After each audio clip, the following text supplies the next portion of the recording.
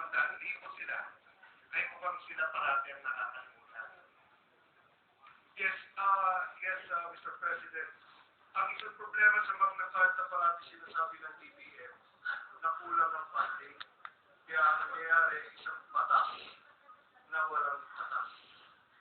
So, kailangan natin bigyan ng kaukulang funding. Anyway, nandito si Chairman ng Committee on Finance natin, ang kagalang-galang na Senator Frank Drilon. At siguro, hanapin natin itong darating na panahon na mapandingan natin yung Magna Carta for teachers. Mukhang makata, bukod sa magaling ang ating senador dito na makata pati. Dahil napansin ko kung gaano ka talagang kapassionate ang ating senador sa pagbigay ng kanyang speech, mukhang mahina ang sagot ng mga teachers natin. Bawal. Meron po ako tingin na dahilan eh. Tingin ko in spirit, our teachers agree with Senator